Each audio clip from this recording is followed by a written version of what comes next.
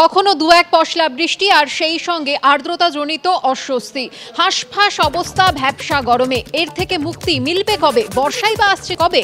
জানবো, সরাসরি চলে যাব আমাদের প্রতিনিধি সৌমিত্র রায়ের কাছে। সৌমিত্র, আলিপুর আবহাওয়া দপ্তর কি বলছে? সুকর্ণা, দেখো, আলিপুর আবহাওয়া দপ্তর সূত্র মারফত যেটা খবর পাওয়া যাচ্ছে যে আজকে আর্দ্রতাজনিত যে অস্বস্তি, সেই অস্বস্তি জারি থাকবে সারাদিন। বেলা যত বাড়বে ততই ভ্যাপসা গরমে হাঁসফাঁস অবস্থা হবে দক্ষিণবঙ্গবাসীর। কিন্তু যেটা খবর পাওয়া যাচ্ছে যে আজ বিকেল থেকে আবহাওয়ার পরিবর্তন পরিলক্ষিত হতে পারে। দক্ষিণবঙ্গের বেশ কয়েকটি জায়গায় হালকা থেকে মাঝারি বৃষ্টিপাত হওয়ার সামান্য সম্ভাবনা রয়েছে। তবে উত্তরবঙ্গের সবকটি জেলায় আজ বৃষ্টিপাত হবে, হালকা থেকে মাঝারি সেই বৃষ্টিপাত হবে উত্তরবঙ্গের সব জেলাতে। এবার তোমার প্রশ্নে আসি, তুমি যেটা জিজ্ঞেস করলে যে দক্ষিণবঙ্গে বর্ষা কবে ঢুকবে। আলিপুর আবহাওয়া দপ্তর সূত্রে যেটা খবর পাওয়া যাচ্ছে, তারা যেটা জানাচ্ছে যে 10ই জুনের পর দক্ষিণবঙ্গে বর্ষা ঢুকতে পারে বলে তারা তেমনটাই জানাচ্ছে।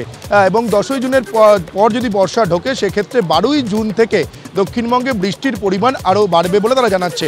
এবং তোমাকে জানিয়ে রাখি যে আজ সারাদিন ধরেই এই আর্দ্রতাজনিত যে অস্বস্তি, সেই অস্বস্তি জারি থাকবে এবং উত্তরবঙ্গের সবকটি জেলায় আজকে হালকা থেকে মাঝারি বৃষ্টিপাত হবে। তবে দক্ষিণবঙ্গের যে সমস্ত জেলাগুলোতে বৃষ্টির সম্ভাবনা রয়েছে, সেটা খুবই কম সংখ্যক জেলাতে আজকে বৃষ্টির সম্ভাবনা রয়েছে এবং সেই বৃষ্টি হালকা থেকে মাঝারি বৃষ্টিপাত হবে।